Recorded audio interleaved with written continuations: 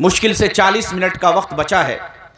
میں اپنی گفتگو کی ابتدا اس بات سے کرنا چاہتا ہوں کہ یہ جلسے، یہ جلوس، یہ مدرسے، یہ مساجد، ان تمام چیزوں کا جو انعقاد ہوتا ہے، یہ قائم کیے جاتے ہیں، اس کا مقصد صرف یہ ہوتا ہے کہ یہاں سے دین اسلام کی دعوت، دین اسلام کی ترویج، اللہ اور اس کے رسول کی باتیں لوگوں کے درمیان پھیلے، مسلمان اللہ اور اس کے رسول کے دین کو سیکھ کر کے دنیا میں سرخروئی حاصل کریں، عزت حاصل کریں، برتری حاصل کریں۔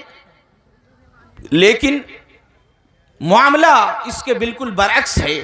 مدرسے بھی قائم ہیں، چندے بھی ہوتے ہیں، مساجد بھی قائم ہے، ان میں علماء اور ائمہ اور خطبہ بھی موجود ہیں، لیکن کیا ہے کہ کہیں نہ کہیں ہم آپس میں خود ہی گفتگو کرتے ہیں کہ مسلمان حیران ہے، پریشان ہے، ذلیل و خوار ہے، رسوا ہے۔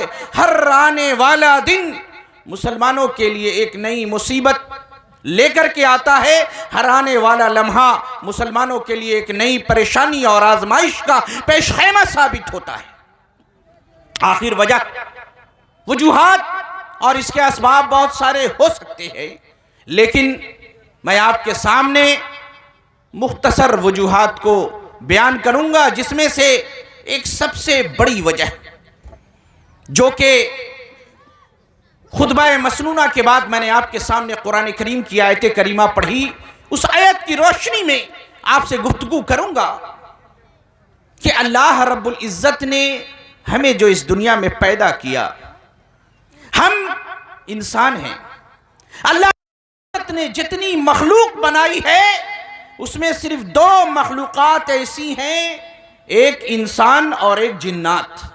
ان دونوں کو اللہ رب العزت نے عقل عطا کیا ہے، شعور عطا کیا ہے اور انہیں اختیار دیا ہے۔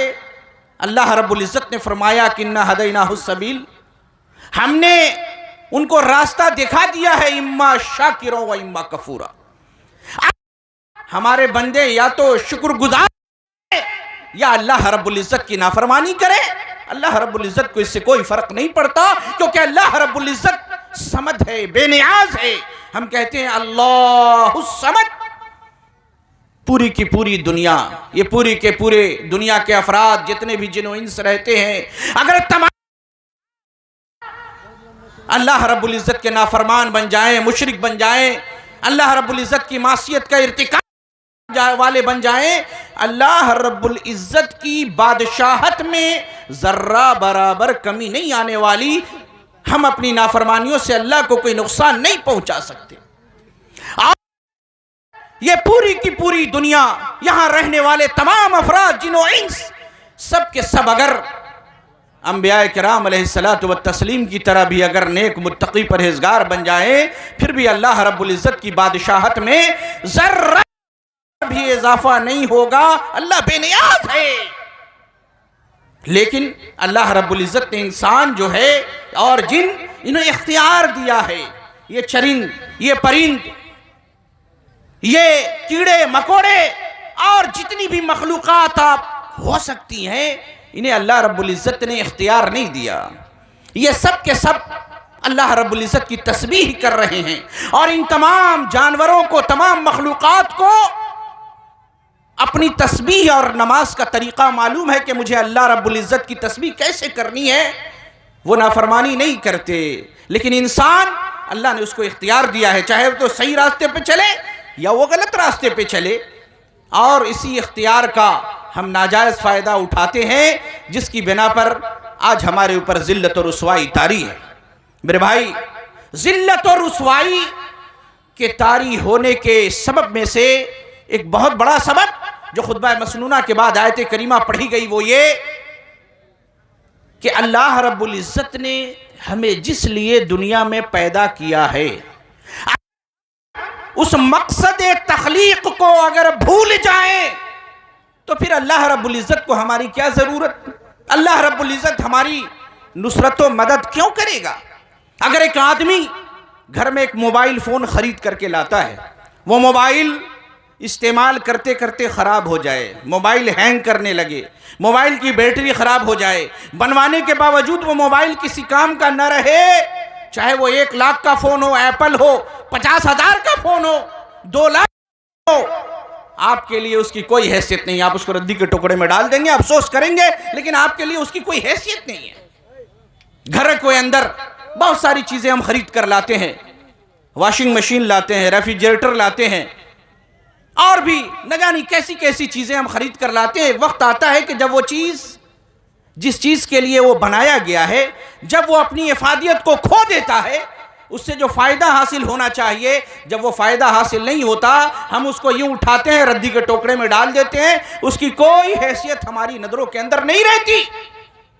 انسان کو بھی اللہ رب العزت نے جو بنایا، اور خاص طور پر ہم امت محمدیہ صلی اللہ علیہ وسلم کو، تو فرمایا اللہ رب العزت نے کہ کنتم خیر امت اخرجت للناس تأمرون بالمعروف وتنہون عن المنکر.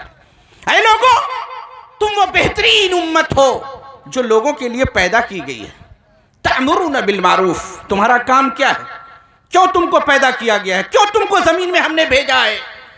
تأمرون بالمعروف وتنہون عن المنکر، تم لوگوں کو نیکیوں کا حکم دو گے اور برائیوں سے روکتے ہو.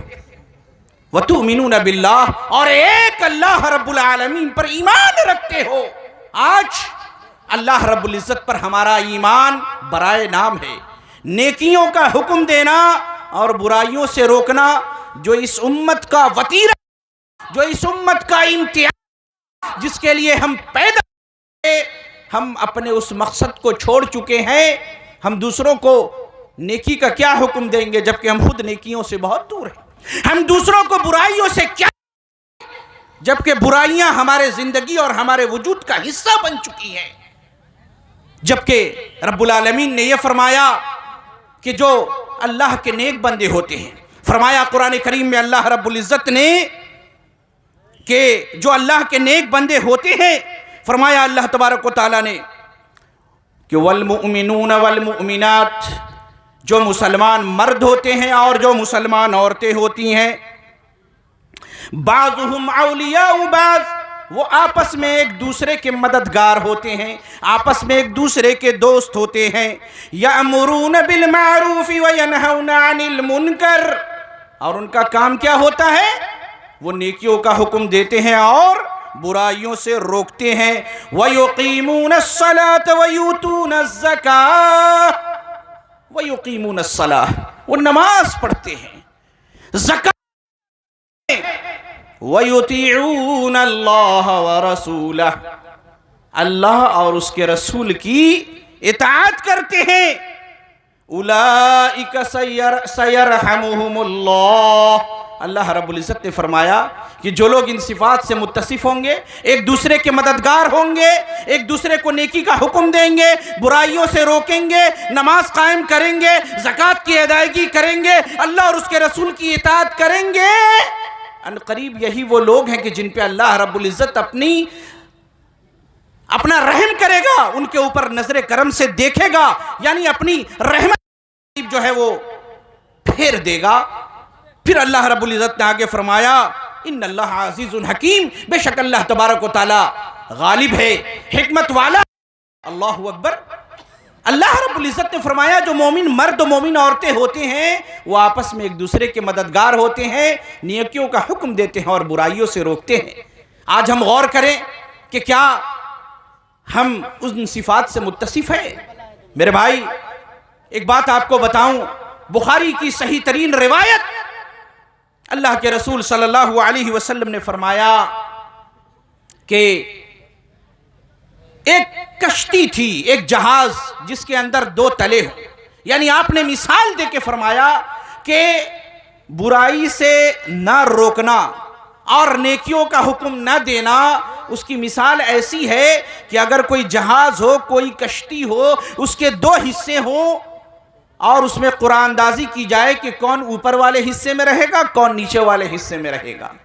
نیچے والے حصے میں کچھ لوگ آ گئے اور کچھ لوگ جہاز کے اوپر والے حصے میں آ گئے، پانی کا جہاز ہے. اب نیچے والوں کو پانی کی ضرورت پڑی، اب اگر وہ یہ سوچیں کہ ہم بار بار اوپر جائیں گے، پانی لیں گے سمندر سے، ندی سے، تو اوپر والوں کے پاس ہم جائیں گے تو اوپر والوں کو تکلیف ہوگی، ڈسٹرب ہوگا، لہذا کیا ہی بہتر ہے کہ ہم جہاز کے پیندے میں، اس کے تلے میں تختہ وغیرہ اکھاڑ دیں، سوراخ کر دیں اور وہاں سے پانی لے لیں تاکہ اوپر والوں کو کوئی پریشانی نہیں ہوگی۔ آپ صلی اللہ علیہ وسلم نے فرمایا، اس حدیث کا مفہوم یہ ہے کہ اگر اوپر والوں نے جو کشتی کے نیچے ہیں اگر ان کو نہ روکا تو کیا ہوگا؟ پوری کی پوری کشتی ڈوب جائے گی۔ جب پیندے میں سوراخ ہوگا کشتی میں پانی بھر جائے گا، لیکن اگر اوپر والوں نے نیچے والوں کو روکا تو سارے کے سارے بچ جائیں گے، سارے کے سارے نجات پا جائیں گے، کوئی نہیں ڈوبے گا۔ یہی حال برائی سے نہ روکنے کا میرے بھائی انجام ہے کہ جب معاشرے کے اندر برائیوں سے لوگ ایک دوسرے کو نہیں روکیں گے تو کیا ہوگا؟ پورے کا پورا معاشرہ تباہ ہو جائے گا، برباد ہو جائے گا۔ آج ہمارا معاشرہ تباہ اور برباد اس لیے ہے کہ ہم ایک دوسرے کو نیکیوں کا حکم بھی نہیں دیتے اور برائیوں سے روکتے بھی نہیں۔ میں آپ کے سامنے ایک حدیث مبارکہ پڑھوں گا، اللہ کے رسول صلی اللہ علیہ وسلم کی یہ حدیث ہے۔ محدثین نے لکھا ہے کہ اس کے اندر ضعف ہے، لیکن اس معنی کی جو دیگر حدیثیں ہیں وہ اس کو تقویت پہنچاتی ہیں، اپنے مفہوم کے اعتبار سے درست ہے کہ اللہ کے رسول صلی اللہ علیہ وسلم نے فرمایا کہ ان اول ما دخل النقص علی بنی اسرائیل، بنی اسرائیل ایک قوم ہے جو اللہ کے رسول صلی اللہ علیہ وسلم سے پہلے حضرت ابراہیم علیہ السلام کی اولاد حضرت اسحاق علیہ السلام سے جو نسل پھلی پھولی بڑھی، جس کے اندر اللہ کے رسول صلی اللہ علیہ وسلم سے پہلے دیگر تمام نبی آئے، بنی اسرائیل ہے۔ اللہ کے رسول صلی اللہ علیہ وسلم نے فرمایا کہ ان اول ما دخل النقص علی بنی اسرائیل، کہ وہ سب سے پہلی خرابی، وہ سب سے پہلی برائی جو بنی اسرائیل کے اندر آئی، ان اول ما دخل النقص علی بنی اسرائیل کان الرجل یلقى الرجل، ایک آدمی سے ملتا، فیقول، اور وہ اس سے کہتا، یا ھذا اتق اللہ، اے فلاں آدمی اس گناہ کو چھوڑ دے، دع ما تصنع، اللہ سے ڈر اور جس کام کو تو کر رہا ہے اس کو چھوڑ دے۔ وہ اس کو کہتا کہ دیکھو یہ جو تم غلط کام کر رہے ہو اس کو چھوڑ دو، یہ اللہ اور اس کے رسول کے احکام کی نافرمانی ہے۔ پھر فلما یلقاہ من الغد، پھر دوسرے دن اس سے ملتا، وہو علی کذالک، تو کیا دیکھتا کہ وہ آدمی جس کو اس نے برائی سے روکا تھا وہ ابھی اسی برائی پر قائم ہے، اسی برائی کو انجام دے رہا ہے۔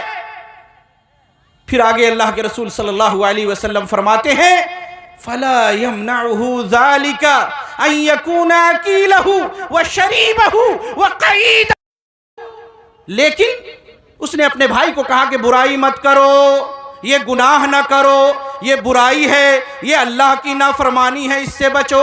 لیکن جب وہ اس سے دوسرے دن ملتا ہے تو یہ دیکھتا ہے کہ وہ شخص اسی گناہ میں ملوث ہے۔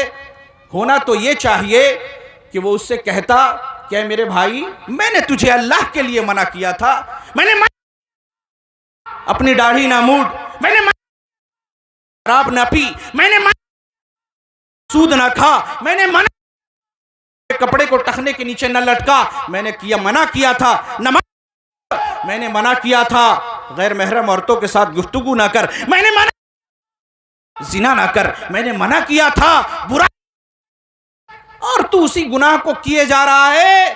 سن لے، آج سے میرا اور تیرا معاملہ الگ ہے، میرا راستہ الگ ہے، تیری دنیا الگ میری دنیا الگ، نہ میں تیرے ساتھ کھاؤں گا، نہ تیرے ساتھ پیوں گا، نہ تیرے ساتھ اٹھوں گا، نہ تیرے ساتھ بیٹھوں گا۔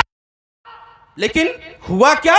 اللہ کے رسول صلی اللہ علیہ وسلم فرما رہے ہیں فَلَا يَمْنَعُهُ ذَلِكَ أَن يَكُونَ أَكِيلَهُ، فَلَا يَمْنَعُهُ ذَلِكَ أَن يَكُونَ أَكِيلَهُ وَشَرِيبَهُ وَقَعِيدَهُ، لیکن اس کے اس برائی پہ ڈٹے رہنے کے باوجود یہ چیز اسے اس کے ساتھ اٹھنے بیٹھنے کھانے پینے سے باز نہیں رکھتی۔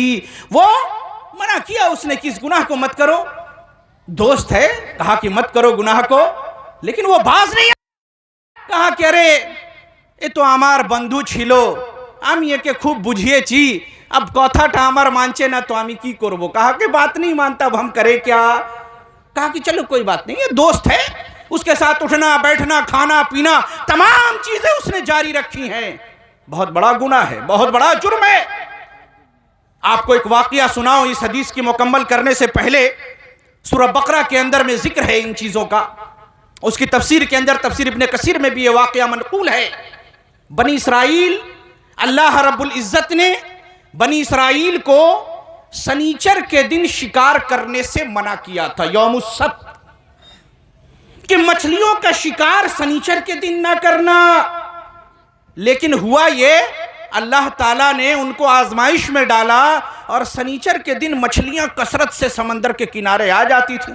ان لوگوں نے کیا کیا, سنیچر کے دن مچھلی پکڑنے کے لیے جال وال لگا کر کے اور وہاں پر گڑھا کر کے کچھ ایسا سسٹم بنا دیا کہ مچھلیاں سنیچر کے دن پھنس جائیں, اتوار کو جا کر کے ہم مچھلی پکڑ لیں گے. اللہ اکبر. اب وہاں پر نیک لوگ جو تھے اور برے لوگ, تو لوگوں کی دو جماعت ہو گئی, یا یہ کہیں کہ نیک لوگوں کی دو جماعت ہوئی, پرہیزگار نیکوکار لوگوں کی. ایک جماعت نے یہ کہا کہ بھائی یہ اللہ کی نافرمانی ہے, اس دن اللہ نے شکار سے منع کیا ہے, مت کرو. لیکن ہوا کیا, وہ لوگ مانے نہیں. اب تمام کے تمام نیک لوگوں نے تو منع کیا کہ مت کرو, لیکن وہ اپنی برائی سے باز نہیں آئے, اللہ کی نافرمانی سے باز نہیں آئے. تو ایک جماعت جو تھی نیک لوگوں کی, نیک لوگ دو حصوں میں بٹ گئے. ایک نے کہا کہ بھائی, ایک جماعت نے کہ اب یہ نہیں مانتے تو ہم کیا کریں, ہمارے بھائی ہیں, بندھو ہیں, رشتہ دار ہیں, ماما ہے, چاچا ہے, پھوپا ہے, ارے کیا ہوگا, ہمارا کام تھا, ہم نے منع کر دیا, ان کے ساتھ رہیں گے, کیا فرق پڑتا ہے.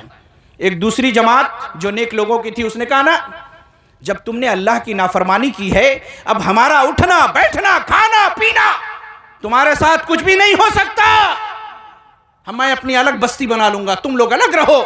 اس کے بعد ان لوگوں نے اپنی ایک الگ بستی بنا لی, دیوار کھینچ لیا, الگ رہنے لگے کہ نافرمانوں کے ساتھ نہیں رہنا. ایک دن اللہ کا کرنا ایسا ہوا کہ اس بستی کی جانب سے صبح میں جب چولہے جلتے ہیں, دھواں اٹھتا ہے, آوازیں آتی ہیں, بچوں کے رونے کی آواز, شور و غوغا, ہنگامہ. صبح ہوتے ہی ہانڈیوں اور برتنوں کی کھٹپٹاہٹ, لوگوں کا اٹھنا, یہ اس بات کی علامت ہوتا ہے کہ لوگ جاگ گئے ہیں فلاں گھر میں, فلاں محلے میں, فلاں بستی کے اندر میں. جب اس صبح کو کوئی آواز نہ آئی تو ادھر جو نیک لوگوں کی بستی کے جو افراد تھے, ان لوگوں کو بڑی تشویش ہوئی کہ یہ معاملہ کیا ہے, آخر ادھر سے آواز کیوں نہیں آتی. اللہ کا نام لے کر کے توبہ کرتے ہوئے, استغفار کرتے ہوئے, اپنی دیواروں پہ چڑھ کے کسی طریقے سے ادھر جھانکا تو دیکھا کہ بالکل بستی پہ سناٹے کا عالم ہے, ہو کا سناٹا, کوئی ایک آواز بھی نہیں. کسی انسان پہ کوئی نظر نہیں پڑ رہی, نہ کوئی بچہ, نہ کوئی بوڑھا, نہ عورت, نہ جوان, نہ نیک, نہ کوئی نہیں. اللہ کا نام لے کر کے اترے, ان بستیوں کے اندر جا کے گھروں میں جھانک کر کے دیکھا, اللہ اللہ کیا دیکھتے ہیں کہ اس پوری کی پوری بستی کو اللہ رب العزت نے بندر اور سور بنا دیا. جو رات میں سور اور بندر بنا دیے گئے. آپ جانتے ہیں جو لوگ اللہ کی نافرمانی کے بنا پر سور و بندر بنائے گئے, وہ صرف برے لوگ نہیں تھے, اس کے اندر وہ نیک لوگ بھی تھے, وہ ایسے علماء بھی تھے, ایسے متقی پرہیزگار لوگ بھی تھے جو اللہ کی نافرمانی نہیں کرتے تھے, لیکن ان کا جرم یہ تھا کہ انہوں نے برے لوگوں کے ساتھ بائیکاٹ نہیں کیا, ان کا ساتھ اٹھنا بیٹھنا نہیں چھوڑا. اللہ نے دنیا میں ان کو انہی کے ساتھ عذاب کر دیا. کتنی بڑی بات ہے. حدیث کے اندر موجود, اللہ کے رسول صلی اللہ علیہ وسلم فرماتے ہیں, فلما فعلوا ذلك, جب وہ برائی پہ اور لوگ ان کے ساتھ اٹھنا بیٹھنا کھانا پینا لوگوں نے نہیں چھوڑا, فلما فعلوا ذلك ضرب اللہ قلوب بعضهم ببعض, اللہ تبارک و تعالی ان میں سے بعض کے دلوں کو ان کے دلوں پہ دے مار, مطلب ان کے درمیان اختلاف, بغض, کینہ, حسد, بے چینی, تمام قسم کی برائیاں پیدا ہو گئیں۔ اس کے بعد قرآن کریم کی یہ آیت کریمہ اللہ کے رسول صلی اللہ علیہ وسلم نے پڑھی، لعن الذین کفروا من بنی اسرائیل۔ قرآن کریم کی اس آیت کریمہ پر آپ غور کریں، اللہ رب العزت نے فرمایا لعن الذین کفروا من بنی اسرائیل علی لسان داؤد و عیسی ابن مریم۔ اللہ رب العزت نے بنی اسرائیل کے کافروں کے اوپر حضرت داؤد علیہ السلام اور عیسیٰ ابن مریم کے ذریعے لعنت فرمائی۔ ذالک بما عصوا وکانوا یعتدون، ان کا جرم یہ تھا کہ وہ لوگ اللہ رب العزت کی نافرمانی کرتے تھے اور حد سے آگے بڑھ گئے تھے۔ فرمایا آگے اللہ رب العزت نے کانوا لا یتناہون عن منکر فعلوہ، کیا ان کا جرم کیا تھا؟ حضرت عیسیٰ ابن مریم اور داؤد علیہ السلام کی زبانی ان پہ لعنت کیوں کی گئی؟ کانوا لا یتناہون عن منکر فعلوہ، وہ لوگ جو برائی کا کام کرتے تھے تو آپس میں ایک دوسرے کو برائی سے روکتے نہیں تھے۔ اللہ اکبر، یہ کتنی بڑی بات! ہم تمام کے تمام لوگ اس چیز کے اندر میں مبتلا ہیں میرے بھائی۔ آپ غور کریں، غور کریں، ابو داؤد کی ایک اور صحیح ترین روایت جو اس کے مفہوم کی تائید کرتی ہے، یہ جو حدیث پڑھی گئی، اللہ کے رسول صلی اللہ علیہ وسلم نے فرمایا کہ والذی نفسی بیدہ، قسم ہے اس کی ذات کی جس کے ہاتھ میں میری جان ہے، والذی نفسی بیدہ، آپ یہ کہہ کر کے اپنی بات اپنی گفتگو پہ زور ڈال رہے ہیں، والذی نفسی بیدہ، قسم ہے اس ذات کی کہ جس کے ہاتھ میں میری جان ہے، لَتَأْمُرُنَّ بِالْمَعْرُوفِ وَلَتَنْهَوُنَّ عَنِ الْمُنْكَرِ، اے لوگو تم ضرور بھی ضرور لوگوں کو نیکیوں کا حکم دیتے رہو گے اور برائیوں سے روکتے رہو گے۔ لَتَأْمُرُنَّ بِالْمَعْرُوفِ وَلَتَنْهَوُنَّ عَنِ الْمُنْكَرِ، نہیں تو کیا ہوگا؟ أَوْ لَيُوشِكَنَّ اللَّهُ أَن يَبْعَثَ عَلَيْكُمْ عِقَابًا مِّنْ عِندِهِ، نہیں تو کیا ہوگا؟ اللہ رب العزت تمہارے اوپر اپنی جانب سے آسمانوں سے عذاب نازل کر دے گا۔ ثم لتدنه فلا يستجاب لكم، پھر تم دعائیں تمہاری زبان ٹیڑھی ہو جائے گی، چاہے تم خانہ کعبہ کا پردہ پکڑ کے لٹک جاؤ۔ یہ حدیث کا مفہوم جو ہمیں یہ بتا، ثم لتدنه فلا يستجاب لكم، اگر تم حلال کھاؤ گے، حلال پیو گے، حلال دعا کی قبولیت کے جتنے بھی شرائط ہیں اگر ان کو پورا کر بھی لوگے، ثم لتدنه فلا يستجاب لكم، پکارتے پکارتے اپنے رب کو تھک جاؤ گے، اے اللہ ہم بڑے پریشانی میں ہیں، ذلت میں ہیں، رسوائی میں ہیں، سارے ہمیں دبا رہے ہیں، ہم کریں کیا؟ اے اللہ ہم بے چین ہیں، مضطرب ہیں، اے اللہ تیری مدد کب؟ نبی فرما رہے ہیں ثم لتدنه فلا يستجاب لكم، تم دعائیں کرتے کرتے تھک جاؤ گے، اللہ تمہاری دعا کو قبول نہیں کرے گا۔ کتنی بڑی محرومی ہے۔ الدعاء سلاح المومن، دعا تو مومن کا ہتھیار، اللہ اکبر، دعا مومن کا ہتھیار، اس دعا سے ہم محروم ہو جائیں کتنے بڑے خسارے کی بات ہے۔ ایک بندہ مومن جب پریشانی میں گر جاتا ہے، کوئی راستہ اس کو نظر نہیں آتا، ہر جانب بے بسی ہی بے بسی ہوتی ہے، تو کیا کرتا ہے بندہ؟ فوراً سجدے میں گرتا ہے، نماز پڑھتا ہے، اللہ رب العزت کی بارگاہ میں ہاتھ اٹھاتا ہے، دعا کرتا ہے۔ جب رب کی بارگاہ میں سجدہ ریز ہو کر کے دعا کرتا ہے، اسے بڑا سکون ملتا ہے۔ کیسا سکون؟ ویسا سکون کہ آپ نے کسی چھوٹے سے بچے کو دیکھا ہوگا، جب وہ پریشان ہوتا ہے، اس کو ڈر لگتا ہے، کوئی بے چینی ہوتی ہے۔ ایک چھوٹا بچہ ہے، 2 سال 2.5 سال کا، 1.5 سال کا، دودھ پیتا، شیرخوار بچہ 2-3 سال کا، کتے کو دیکھتا ہے ڈر جاتا ہے، شیر کو دیکھتا ہے ڈر جاتا ہے، کسی برے منظر کو دیکھتا ہے ڈر جاتا ہے، یہاں تک کہ اگر سیلاب آ جائے، زلزلہ آ جائے، مصیبت آ جائے، زمین ہلنے لگے، وہ بچہ کیا کرتا ہے؟ دوڑتا ہوا اپنے ماں کی گود میں آتا ہے، اس کے آنچل کے نیچے سر چھپ جاتا ہے، بالکل مطمئن ہو جاتا ہے کہ میں ماں کے آنچل تلے آ گیا،